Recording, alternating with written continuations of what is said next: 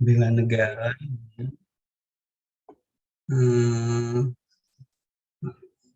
Desa Panglipuran Bali ya, kenapa dia menjadi desa terbersih?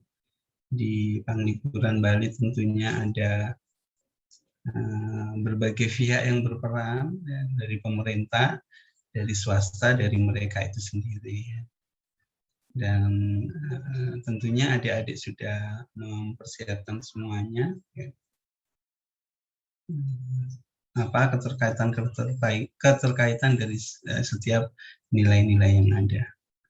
Ya, untuk itu saya persilakan dari yang mewakili Bapak-bapak dulu, silakan.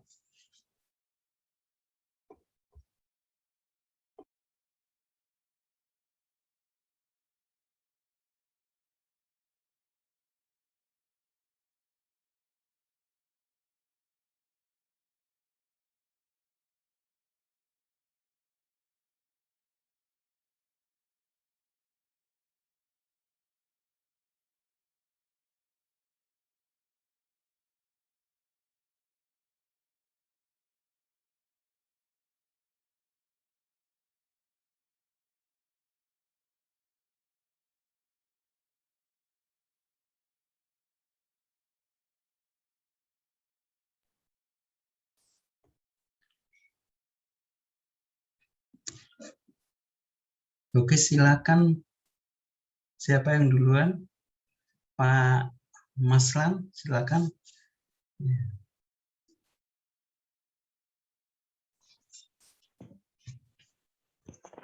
Ya, tes. Dengaran, Pak? Kedengaran, ya, silakan. Oke. Di sini saya bikin keterkaitan dari nilai-nilai bela negara. Yang pertama itu dari cinta tanah air itu dari indikator pertama mencintai, menjaga dan melestarikan lingkungan hidup. Terus yang kedua sadar berbangsa dan bernegara di indikator keempatnya bangga terhadap bangsa dan negara sendiri. Ya, indikator keberapa itu? Kan tadi indikator pertama, terus indikator keberapa gitu ya. Untuk yang kesadaran berbangsa dan bernegara itu di indikator keempatnya, Pak. Bangga terhadap bangsa dan negara sendiri. Iya. Terus yang ketiga, yakin pada Pancasila sebagai ideologi negara. Yang kedua? Yang kedua itu nilai-nilai dasar yang kedua. Nilai-nilai dasar yang kedua yang sadar berbangsa dan bernegara itu indikatornya di indikator keempat, Pak. Indikator keempat. Iya. Bangga terhadap bangsa dan negara sendiri. Iya. Terus untuk nilai yang ketiga, yakin pada Pancasila sebagai ideologi negara, itu terdapat di indikator kedua, yaitu memahami dan mengamalkan nilai-nilai Pancasila dalam kehidupan sehari-hari.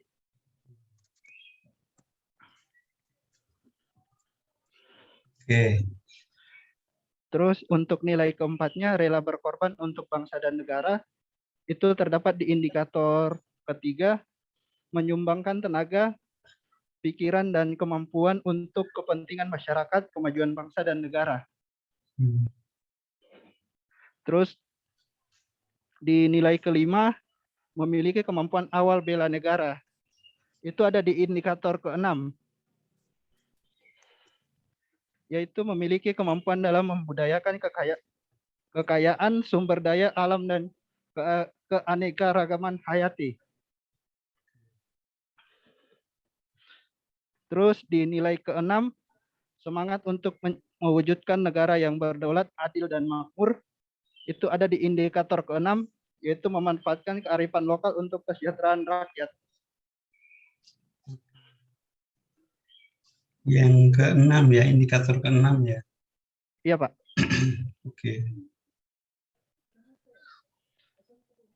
Oke, terima kasih Pak Maslan ya telah menganalisis ya keterkaitan antara indikator dengan desa Panglipuran yang ada di Bali ya. Dari sisi yang lain, mungkin teman lain bisa menambahkan tentunya dengan penjelasan-penjelasan yang lain. Kami persilakan Ibu Nastadina. Ya, siapa? Iya. Terima kasih. Kalau menurut saya untuk dari yang nilai pertama yaitu cinta tanah air, di situ terkait dalam indikator mencintai, menjaga, dan melestarikan lingkungan hidup dapat dilihat dari aksi para warga yang memang menjaga kebersihan dan membuang sampah pada tempatnya. Seperti itu. Kemudian untuk nilai yang kedua, yang sadar berbangsa dan bernegara, itu ada di indikator yang rukun dan berjiwa gotong royong dalam masyarakat. Dapat dilihat dari aksi para warga yang sebelumnya ini saya sempat browsing ya Pak terkait desa ini. Jadi terlihat dari aksi para warga yang di mana warga desa itu memiliki kegiatan khusus, kegiatan gotong royong yang menjaga untuk dalam rangka menjaga dan menata kebersihan di tempat dan fasilitas umum seperti itu. Kemudian untuk nilai bela negara yang ketiga, yang setia kepada Pancasila, terdapat di indikator yang menjalankan kewajiban agama dan kepercayaan secara baik dan benar. Dapat dilihat dari aksi warganya yang memiliki ritual keagamaan, namanya itu musaba, itu yang dilakukan setiap mereka menyambut Hari Raya Nyepi. Seperti itu. Kemudian untuk nilai rela berkorban untuk bangsa dan bernegara, itu ada di indikator berpartisipasi aktif dalam pembangunan masyarakat bangsa dan negara. Dapat dilihat dari para tokoh masyarakat desa yang kemudian mereka punya ide untuk meningkatkan pariwisata desa dengan memberikan setiap warga itu setiap warga yang membangun bangunan tradisional dikasih subsidi dana masing-masing 5 juta untuk pembangunan. Jadi warganya membangun, kemudian akhirnya desanya bisa menjadi desa wisata, seperti itu. Yang selanjutnya nilai kemampuan awal bela negara itu ada di indikator memiliki pengetahuan dalam kearifan lokal dalam menyikapi setiap ancaman. Dapat dilihat dari masyarakat di desa itu semua lapisan dijadikan subjek di mana masyarakat berkreativitas untuk mengembangkan potensi yang dimiliki tetapi tetap sesuai dengan kearifan lokal budaya di Desa Panglipuran itu sendiri.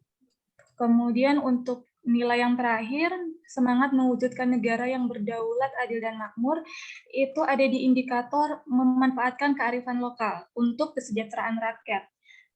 Jadi masih tindak lanjut dari setelah setiap warganya memahami kearifan lokal desa mereka, kemudian hal itu dapat mereka jadikan sebagai daya tarik wisatawan, sehingga secara tidak langsung bisa meningkatkan kesejahteraan rakyat desa itu sendiri, Pak. Seperti itu, terima kasih. Oke, terima kasih dari Ibu Nastadina ya ke arah bagaimana pengelolaannya, ya pengelolaan desa itu dengan bantuan sehingga menjadi desa wisata, tapi di balik itu juga kearifan lokalnya juga menentukan ya. Ketika kita tahu bersama adik-adik di setiap desa kita malahan ada ADD ya, anggaran dana desa di setiap desa sekarang ada ya, tapi tidak terwujud seperti yang di Panglipuran gitu ya. Tapi dengan adanya Panglipuran ini memotivasi kita ya ternyata bisa gitu ya, dengan menggali kearifan lokal yang ada tentunya dengan manajemen yang sangat syarat dengan nilai-nilai ya. Oke, makasih Pak Ibu Nastadina dan Pak Maslan tadi. Ya, terima kasih Pak. Ya, telah memberikan indikator-indikator. Berikut kami persilakan Pak Syukur untuk memberikan komentar dengan ya, Panglipuran Bali, silakan. Baik Pak, terima kasih atas kesempatan yang diberikan. Sehubungan dengan keterkaitan bela negara dengan kebersihan desa Panglipuran Bali, di sini untuk nilai dasar pertama yaitu cinta tanah air, saya mengambil indikator yang pertama yaitu menjaga tanah dan pekarangan serta seluruh ruang wilayah Indonesia. Saya mengambil indikator tersebut karena menurut saya indikator ini sangat berperan dalam terpilihnya Desa Panglipuran sebagai desa yang bersih karena adanya kesadaran warga dan pemerintahnya untuk menjaga tanah dan pekarangan sesuai dengan indikator ini. Untuk nilai dasar yang kedua, sadar berbangsa dan bernegara, Di sini saya mengambil indikator yang ketiga, yaitu mendahulukan kepentingan umum di atas kepentingan pribadi dan golongan. Saya mengambil indikator ini karena mendahulukan kepentingan umum di dalam masyarakat, baik itu seperti kegiatan-kegiatan yang dibuat oleh pemerintah di dalam desa, misalnya kerja bakti, akan menciptakan terrealisasinya kegiatan yang ada di masyarakat tersebut, seperti yang terjadi di Desa Panglipuran Bali. Untuk nilai dasar ketiga, setia kepada Pancasila sebagai ideologi negara.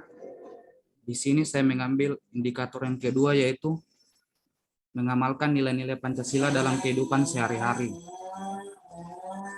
Sesuai dengan Pancasila sila ketiga, yaitu persatuan Indonesia, jika dituangkan dalam kehidupan sehari-hari, ikut menjaga kebersihan persatuan dengan cara kerja bakti yang merupakan wujud kerjasama yang akan memupuk rasa persatuan. Untuk nilai dasar yang keempat, yaitu rela berkorban untuk bangsa dan negara. Di sini saya mengambil indikator yang ketiga, yaitu berpartisipasi aktif dan peduli dalam pembangunan masyarakat, bangsa, dan negara. Saya mengambil indikator tersebut karena sama halnya dengan indikator nilai dasar yang kedua tadi, dengan ikut berpartisipasi dalam kegiatan pemerintah yang ada di masyarakat, maka kegiatan tersebut akan terrealisasikan. Untuk nilai dasar yang kelima, yaitu mempunyai kemampuan awal bela negara. Di sini saya mengambil indikator yang ketiga, yaitu senantiasa menjaga kesehatannya sehingga memiliki kesehatan fisik dan mental yang baik. Penerapan kebersihan yang terjadi di Desa Panglipuran Bali terjadi karena adanya kesadaran untuk menjaga kesehatan fisik atau mentalnya dari warga di Desa Panglipuran Bali. Untuk nilai dasar yang keenam, yaitu semangat untuk mewujudkan negara yang berdaulat, adil, dan makmur. Di sini saya mengambil indikator yang keempat, yaitu mempraktekkan clean and good governance dalam bermasyarakat, berbangsa, dan bernegara. Saya mengambil kegiatan ini karena menurut saya pemerintah yang bersih pasti akan menerapkan hal-hal atau kegiatan yang berbau positif dalam masyarakatnya, seperti di Panglipuran Bali, yaitu menjaga kebersihan desanya. Terima kasih. Oke, terima kasih Pak Syukur Andreas ya, telah memberikan komentar tentang keterkaitan antara nilai-nilai dasar bela negara dengan Desa Panglipuran. Satu lagi ya, Bapak Ibu. Sekarang Ibu, silakan Ibu Musdalifah, silakan.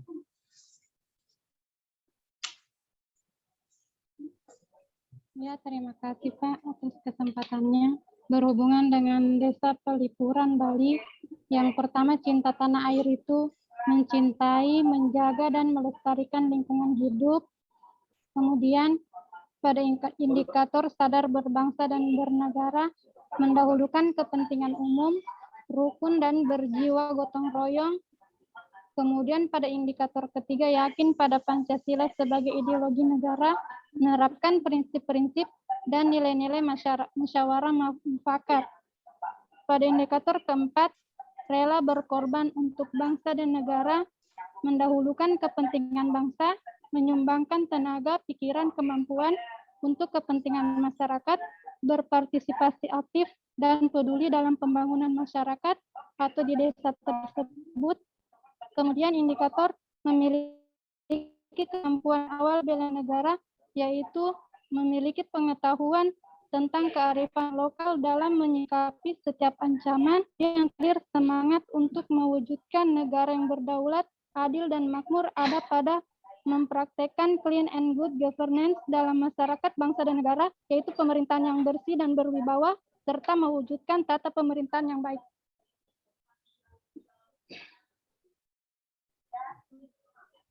Oke. Sudah Ibu Musdalifah? Oke. Oke, terima kasih adik-adik telah mewakili ya 4 orang dari 11 orang untuk menganalisis keterkaitan antara nilai-nilai dasar bela negara dengan indikatornya, dengan gambar gitu. Dalam hal ini adalah Desa Penglipuran. Nah, ini adalah sebuah proses adik-adik, sebuah proses bagaimana kita menganalisis keterkaitan bela negara dengan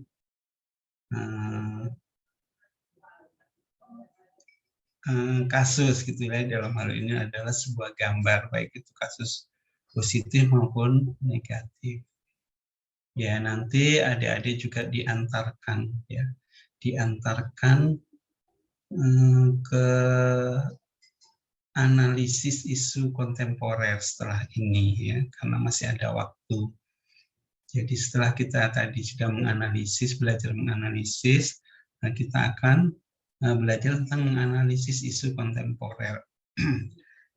Di MOOC sendiri adik-adik juga membacanya ya. Jadi analisis isu kontemporer itu adalah analisis ya, isu adalah permasalahan-permasalahan yang harus diselesaikan dan terkini dan nyata pada saat ini masih ada, bukan permasalahan 10 tahun yang lalu ya, terkini ya. Kontemporer ini terkini ya. Kemudian adik-adik diminta untuk menganalisis isu secara nasional gitu ya, melalui video, kemudian itu nanti dikerjakan secara kelompok untuk analisis itu. Tapi untuk Wasbang dan Bela Negara ini, wawasan kebangsaan dan bela negara ini, di Kolabjar juga sudah saya upload. Yang pertama penugasan kelompok. Ya, jadi penugasan kelompok ini kita bagi menjadi 2 kelompok. Sudah saya bagi di kelompok. Kemudian mengidentifikasi. Jadi adik-adik nonton video tentang pengembangan lahan sawah di Papua. Kemudian adik-adik identifikasi isunya. Ada berapa isu itu di video tersebut ya. Yang jelas lebih dari 1 ya. Ada beberapa isu ya. Kalau adik bisa mencari ya, ada 4 isu di situ tentang video link yang saya bagikan tentang pengembangan lahan sawah 1 juta hektar kayaknya di Papua. Intinya seperti itu. Kalau judulnya persis saya nggak hafal. Itu nanti diidentifikasi. Kemudian setelah diidentifikasi, adik-adik akan mencari penyebab masalahnya. Apa sih yang menyebabkan permasalahan itu ada? Ya, setelah permasalahannya ketemu, adik-adik akan memberikan solusi ya, atau alternatif pemecahan. Dalam hal ini kapasitas adik sebagai seorang ASN ya. Bukan kapasitas adik sebagai seorang pejabat yang memberikan solusi-solusi terhadap permasalahan tersebut ya. Kapasitas kita sebagai seorang ASN apa? Mungkin dengan permasalahan itu, karena saya seorang ASN, mungkin saya bisa memberikan penyuluhan atau edukasi ya, atau yang bisa kita lakukan ya, dengan apa yang kita lihat, yaitu tugas kelompoknya. Sedangkan tugas individunya adalah adik-adik menganalisis atau mengidentifikasi lagi nilai-nilai bela negara yang ada di dalam tayangan itu, di tayangan video itu. Ya, jadi videonya 1, kerja kelompok, mengidentifikasi isunya, mencari penyebab isunya, kemudian memberikan solusi kreatif, itu kelompok. Untuk memberi keterkaitan, menganalisis keterkaitan antara nilai-nilai bela negara dengan tayangan video tersebut, itu tugas individu. Ya. di-upload di Kolabjar. Ya, saya pikir tidak banyak itu adik-adik ya penugasan ini, dan untuk biasa kalau diskusi kelompok pakai apa adik-adik? Pakai room apa? Untuk sekarang masih pakai media WhatsApp, Pak. Oh, WhatsApp saja ya. Iya, Pak.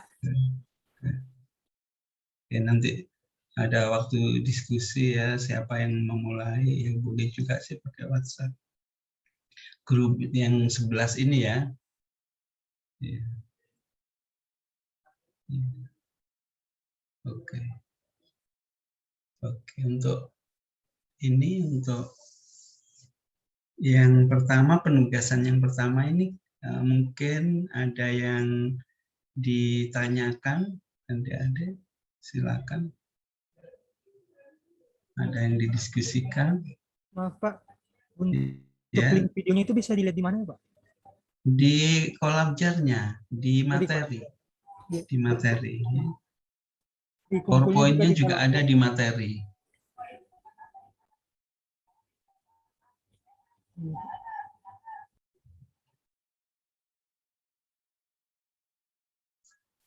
Ada, sudah.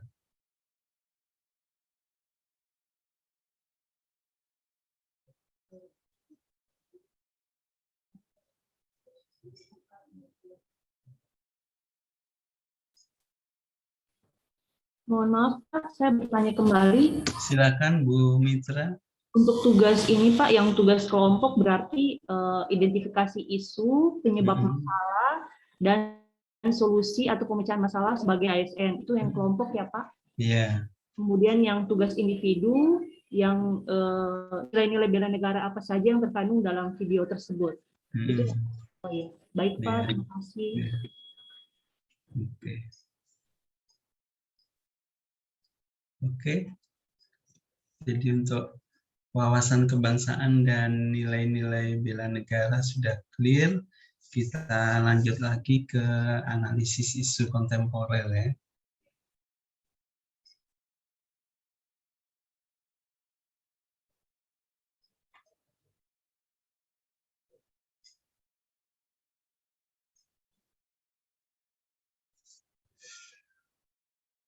Oke, kita kembali lagi ke analisis isu adik-adik ya. Ya, kalau pemahaman kita, analisis ya salah satu metode ya, analisa. Ya, kita di ranah sikap ya. Kalau tadi ini di wawasan kebangsaan dan nilai-nilai bela negara ini adalah cara pandang kita ya, masih di dalam tataran sikap. Tapi ketika adik-adik sudah menganalisis, kemudian menjelaskan, itu sudah tataran perilaku. Analisis isu kontemporer ini analisisnya dalam tataran sikap, ya. Kemudian kita mengerjakannya, menyelesaikan permasalahan-permasalahan menjadi sebuah perilaku. Oke. Jadi analisis isu kita review dulu ya. Ya. Kalau isu, ya. Isu, ya. Apa yang dimaksud dengan isu?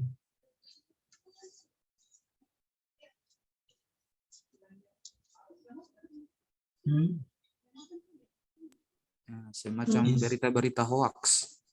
Berita-berita hoax boleh ya. Apalagi? Permasalahan yang terjadi, Pak. Ya, permasalahan yang terjadi. Ya. Jadi isu itu kayaknya konotasinya negatif ya. Ya. Jadi permasalahan-permasalahan yang terjadi di Indonesia, permasalahan yang terjadi di tempat kerja kita, itu adalah isu. Jadi kalau ada isu berarti tugasnya Bapak dan Ibu menyelesaikan isu itu ya. Ya, untuk menyelesaikan isu itu menggunakan metode analisis ya, yang dikenal dengan APKL, USG, dan Fishbone. Kalau kontemporer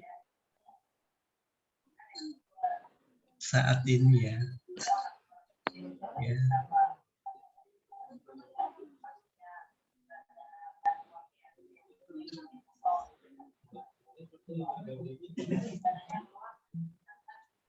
Oke, isu ya. Isu atau sebuah masalah yang belum terpecahkan, yang siap diambil keputusannya.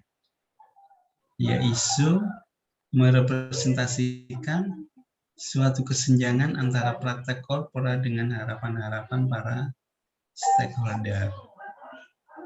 Jadi sebuah masalah yang belum terpecahkan, yang siap diambil keputusannya, isu merepresentasikan suatu kesenjangan antara praktek dengan harapan-harapan. Ya, harapannya 10, tapi prakteknya masih 6. Ya. Berarti ada kesenjangan. Misalnya tingkat pemahaman masyarakat tentang protokol COVID gitu ya. Ya, sebelum ada penyuluhan, pengetahuannya baru 6. Tapi setelah diberi penyuluhan, jadi 8. Sehingga naik 2%, 20%. Jadi untuk adik-adik kalau membuat rancangan aktualisasi, kalau ada sosialisasi atau penyuluhan gitu ya, ya harus ada before and after-nya ya. Harus ada sebelum dan sesudahnya. Misalnya aplikasi, sebelum aplikasi pekerjaannya dilakukan 4 hari. Setelah aplikasi menjadi 6 jam saja gitu ya, itu kan sebelum dan sesudah. Jadi nanti ke rancangan. Diharapkan masyarakat Indonesia itu paham dengan protokol COVID, tapi kenyataannya di masyarakat ini ada 2 versi gitu ya, ada yang percaya dan ada yang tidak. Gitu ya. Ya, kalau isunya negeri kita sekarang apa isunya? Apa saja? Vaksin, COVID. Tentang vaksin. Ya. Terus dana bantuan ya, dana hibah gitu ya, narkoba dan sebagainya. Ya, isu adalah suatu hal yang terjadi baik di dalam maupun di luar organisasi yang apabila tidak ditangani secara baik akan memberikan efek negatif terhadap organisasi dan berlanjut pada tahap krisis. Jadi kalau isu itu nggak ditangani makin parah gitu ya. Ya kalau orang ya sakit misalnya stroke nggak ditangani akan berakibat fatal, meninggal dunia gitu. Seperti itu. Jadi permasalahan-permasalahan yang ada di negeri kita ya nanti adik-adik diskusikan ya di room ini gitu ya, apa saja yang menjadi permasalahan-permasalahan di negeri kita ini. Gitu.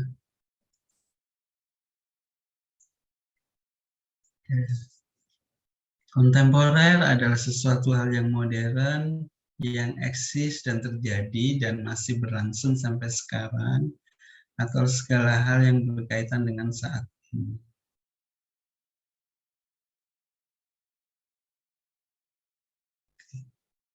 Hal yang modern, yang eksis dan terjadi dan masih berlangsung sampai sekarang. Jadi isu yang kita angkat adalah isu yang terjadi, ya, misalnya eksploitasi, penambangan liar dan sebagainya. Kemudian di Morut apa sih yang lagi eksis permasalahannya ya tentang sumber daya alam atau yang lainnya. Ya, kalau di tugas pokok dan fungsi kita apa sih yang menjadi masalah di tugas dan fungsi kita saat ini.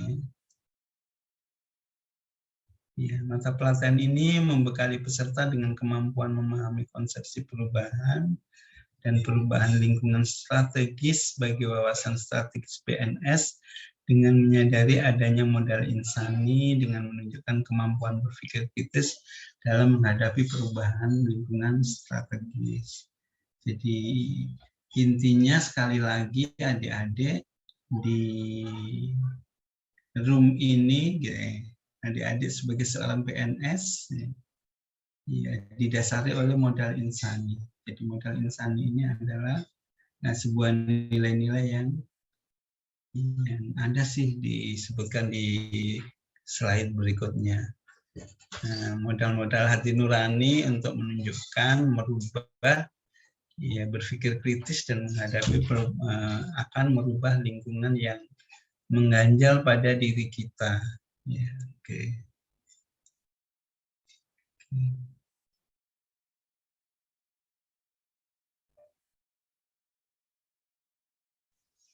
Oke. Kemudian kerangka berpikir modul analisis lingkungan strategis tadi disebutkan juga ini ya, ada ancaman, gangguan, hambatan, tantangan ini dibingkai oleh Trigatra dan Pancagatra ya. Ada perubahan lingkungan strategis ya, kemudian isu-isu yang terjadi sekarang ini adalah disebutkan di sini adalah proxy war, hoax tadi yang dibilang ya, Saracen, cybercrime ya.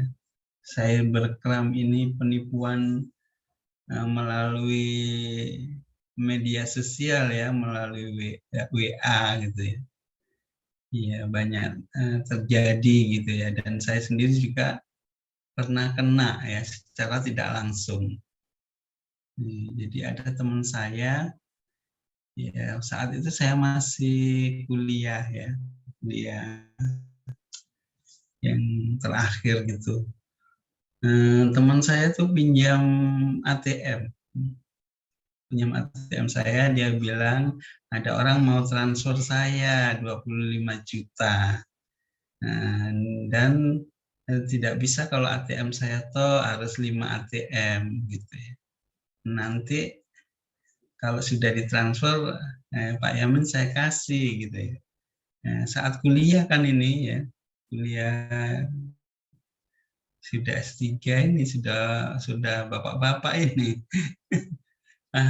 Namanya orang kuliah kemudian ditawarin dapat hadiah gitu ya. Terusnya oh iya deh gitu. Baru ATM yang saya bawa adalah ATM istri saya. Baru yang pinjam ini ibu-ibu. Itu masalahnya. Jadi dua masalahnya nih. Ada apa ini kok meminjamkan ATM ke ibu-ibu gitu ya. Ya untungnya waktu itu bukan saya sendiri. Jadi pas saat saya dan teman-teman lagi kuliah, dipanggil dari pintu luar itu, dikode suruh keluar gitu. Langsung pinjam ATM mulai. Pinjam ATM-nya Bapak, ada transferan ini gitu. Kalau pakai ATM-ku saja nggak boleh, nggak maksimal 5 juta katanya. Berarti harus 5 ATM. Ya begitu saya di ruangan akhirnya sadar kan, saya dan teman saya itu sadar bahwa jangan-jangan ini penipuan. Ketika saya lari ngejar dia ke ATM, ternyata uang yang di ATM saya itu, ATM-nya istri saya sudah habis. Sudah terkuras 2 juta waktu itu. Tapi saya minta teman saya untungnya tanggung jawab mengganti uang yang 2 juta itu. Jadi secara tidak langsung saya pernah tertipu dengan cybercrime.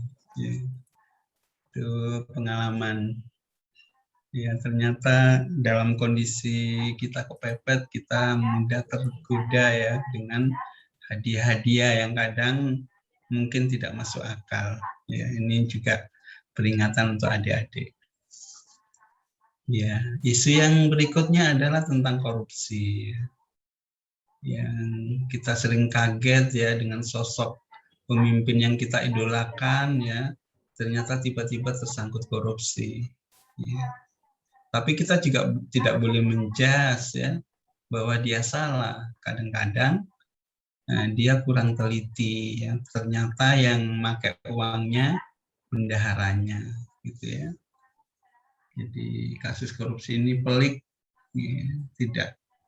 Tidak semua orang yang terkena kasus korupsi dia adalah korupsi ya. Kadang-kadang korban juga. Ya ini juga ada pengalaman teman saya, adik-adik ya, tentang korupsi ini. Teman saya ini bendahara.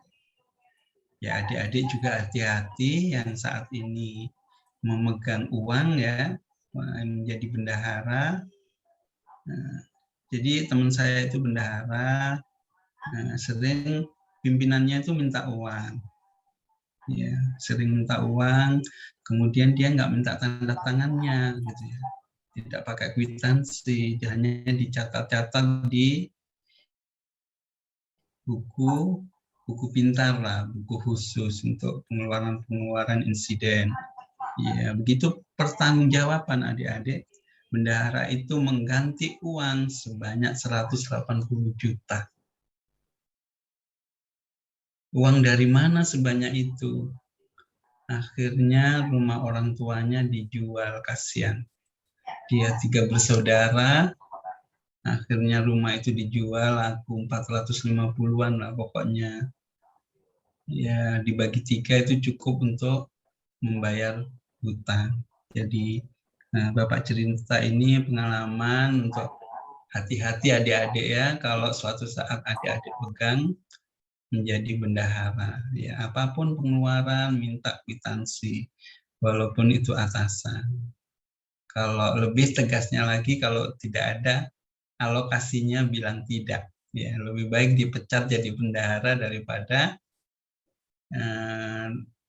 tersangkut permasalahan korupsi. Yaitu ya warning untuk adik-adikku, anak-anakku semuanya.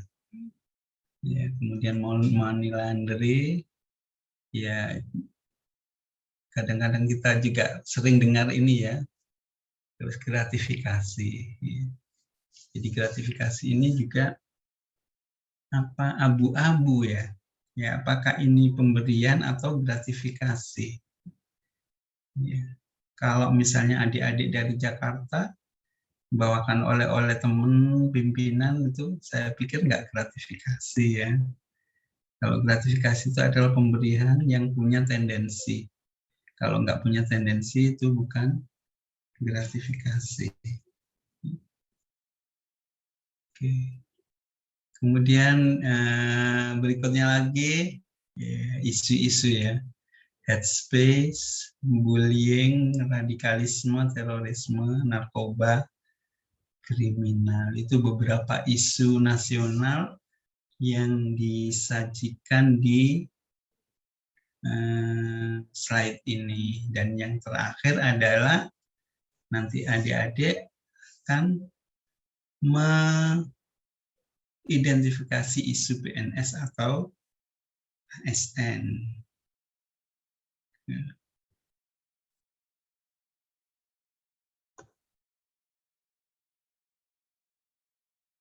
Ya, setelah ini, setelah adik-adik mengidentifikasi isu ASN atau PNS, ya kemudian kelanjutannya adalah adik-adik mengidentifikasi beberapa isu, kemudian ketemu yang dominan. Nah, itulah yang menjadi rancangan aktualisasi. Oke, kita praktek ya. Ini nggak usah lagi. Ini tadi yang disebut modal insani adalah modal intelektual pengetahuan, wawasan, pemaknaan, modal emosional, ya kecerdasan emosi, modal sosial, modal ketabahan, modal etika, moral, dan modal kesehatan. Oke. Kita langsung ke ini saja, analisisnya ya.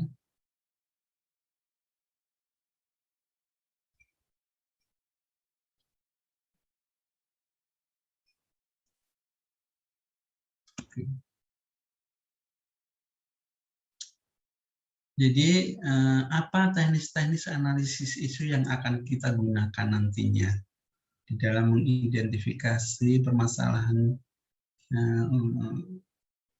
di negeri kita ya, atau di tupoksi kita. Ya, teknis-teknis analisis isu yang pertama adalah yang kita pakai adalah teknis analisis isu APKL dan USG. Ya. Jadi metode APKL dan USG ini adalah metode untuk mengidentifikasi isu. Misalnya adik-adik punya 3 isu, 3 permasalahan yang ada di kantor kita, yang ada di negeri kita. Kemudian kita analisis, kita beri nilai berdasarkan skala Likert. Ya. Kemudian mana yang paling dominan di antara 3 permasalahan ini, itulah yang menjadi pilihan kita. Kemudian yang berikutnya teknis analisis isu, ya ada mind mapping, ada fishbone, ada SWOT, tabel frekuensi, analisis kesenjangan. Tapi yang akan kita bahas di analisis isu ini adalah fishbone. Jadi kalau APKL dengan USG ini metode identifikasi isu, kalau fishbone adalah penyebab isu. Ya. Misalnya APKL USG ketemu satu isu. Satu isulah yang kita analisis dengan fishbone. Apa yang menyebabkan isu itu terjadi?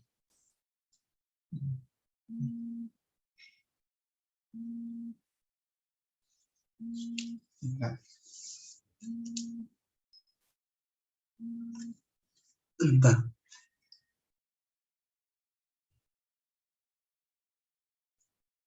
Assalamualaikum. Iya. Iya, iya. Kenapa?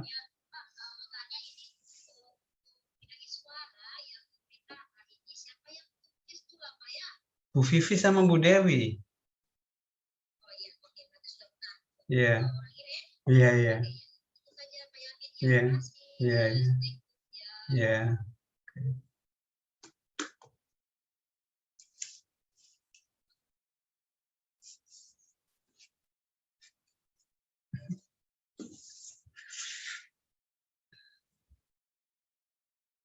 Oke, kita mulai simulasi saja adik-adik ya.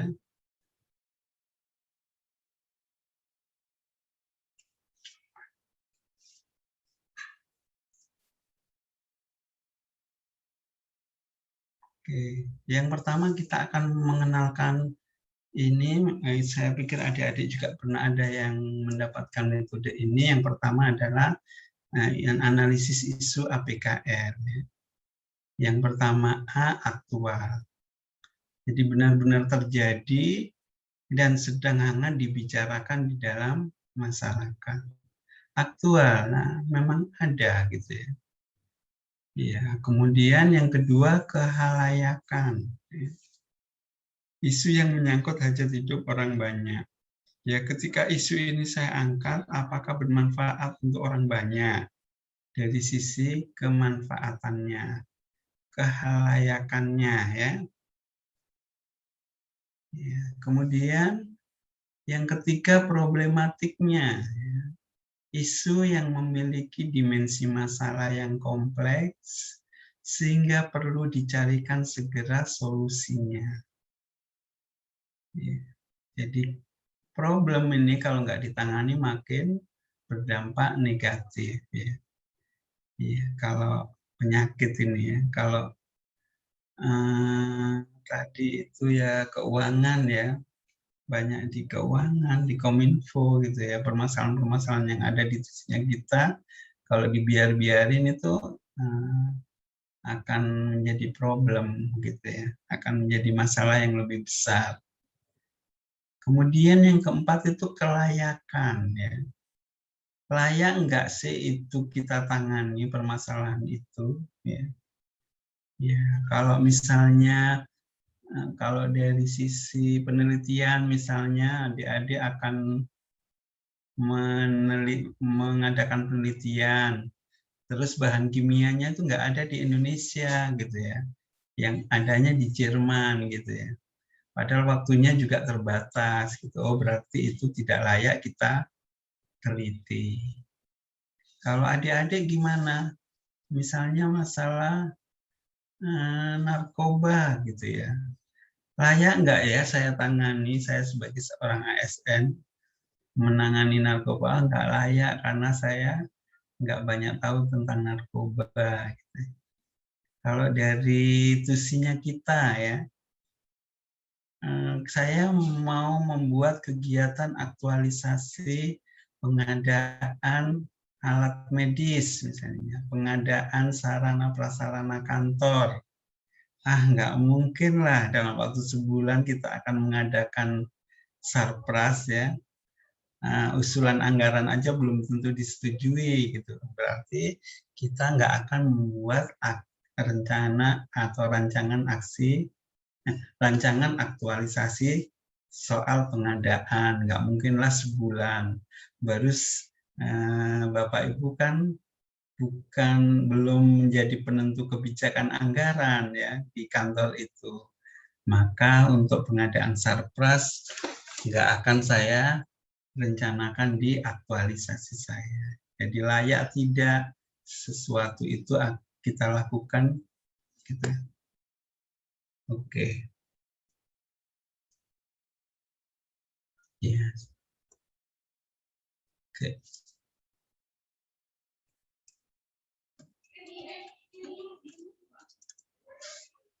Oke, sekarang saya minta adik-adik untuk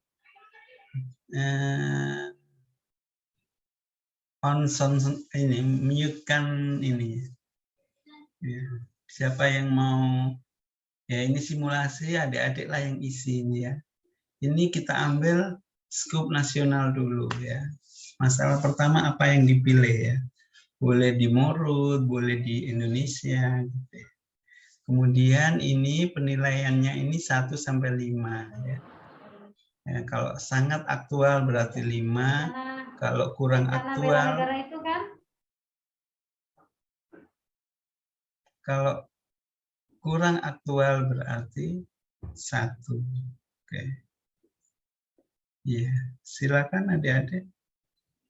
Ada yang isi yang pertama apa? Silakan. Terorisme. Terorisme.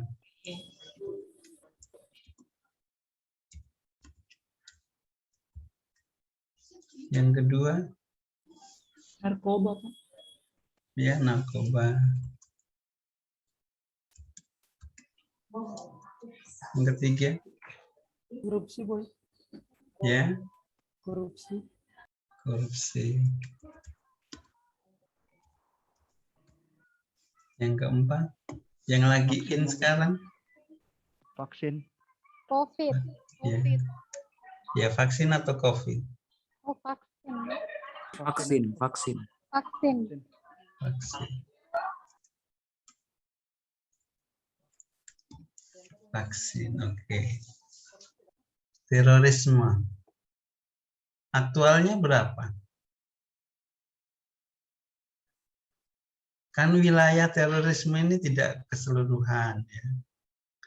Iya, berapa kira-kira? 3. 3 ya. Saya setuju 3 sih. Ya, 3 bahkan 2 ya di wilayah tertentu dan tidak selamanya ya, tidak selalu. Problemnya berapa? Berapa adik-adik? 5, Pak. 5, Pak. 5, ya sangat problem juga, menakutkan ya. Iya, Pak. Kehalayakannya kalau terorisme ini ditangani, kemanfaatannya berapa?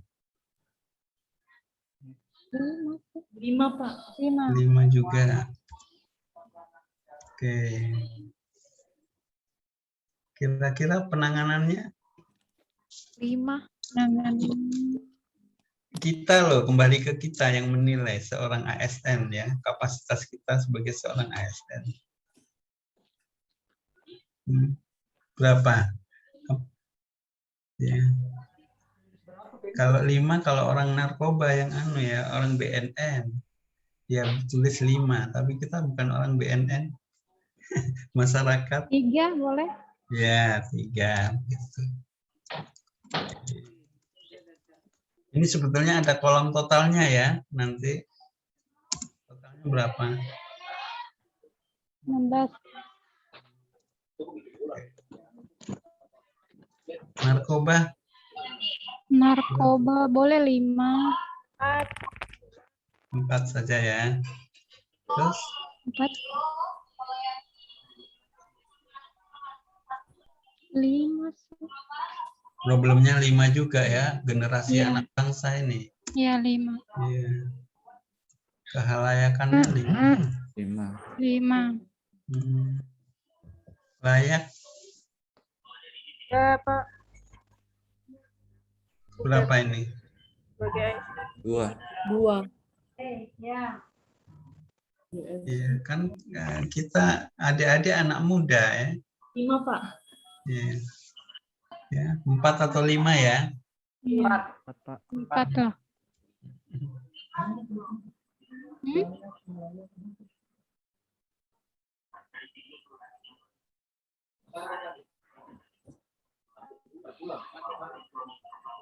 18. Korupsi? 5. Korupsi 5. Problemnya 5. membuat kita miskin kan? Berarti masyarakat miskin. Kehalayakannya 5. 5. Sangat layak untuk ditangani. Tadi di Morowali ini. Di ujung, Terus? bagaimana saya? Layaknya 5. 4 saja ya. 4. Iya, minimal diri kita yang bisa menangani diri kita sendiri.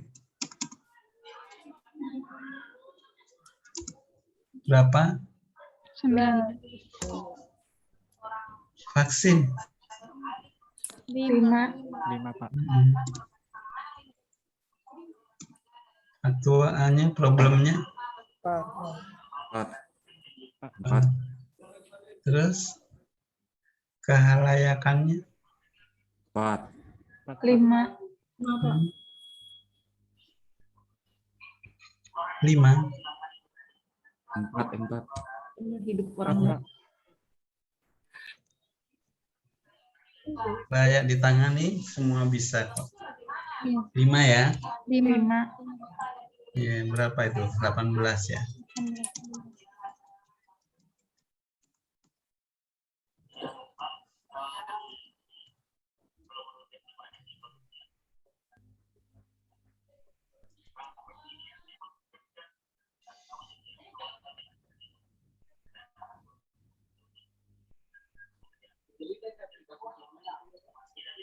Oke, dari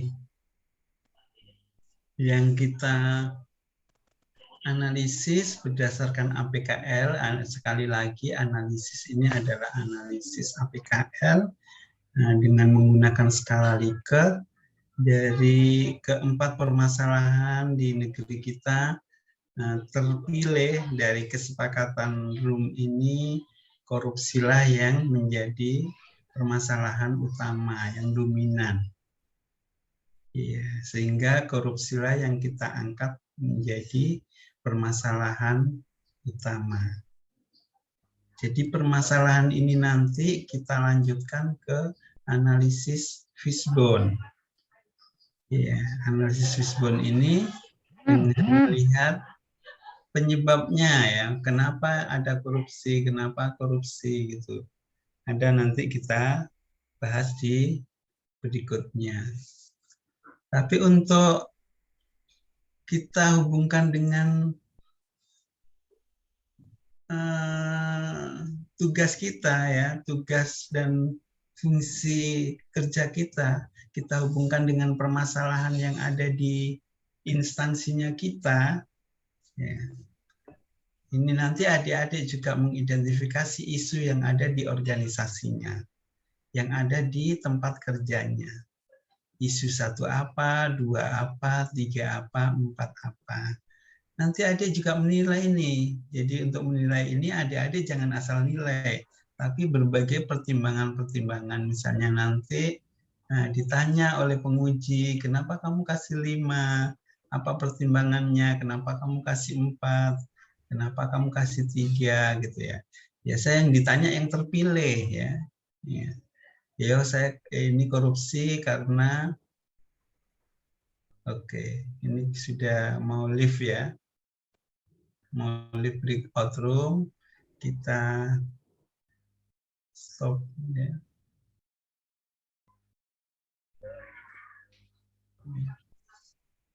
Itu nanti kita lanjutkan di sesi yang kedua. Nanti membahas juga soal identifikasi isu, tugas, dan fungsinya kita masing-masing. Ya tadi baru simulasi 1 metode, nanti kita lanjutkan metode USG dan Fishbone-nya. Kemudian keterkaitannya setelah Fishbone, kita turunkan lagi, kita breakdown menjadi kegiatan-kegiatan. Jadi kegiatan-kegiatan yang kita pilih di dalam aktualisasi itu untuk menyembuhkan penyebab utama. Yang dari Fishbone itu nanti ada A, B, C, penyebabnya 1. Kalau selesai sih. Kalau selesai anunya mereka auto-live. Selesai roomnya auto-live. Ya, dihentikan record-nya Bapak Ibu yang tadi. Siapa yang merecord tadi? Saya, Pak. Yang kelompok. Saya, Pak. Ya.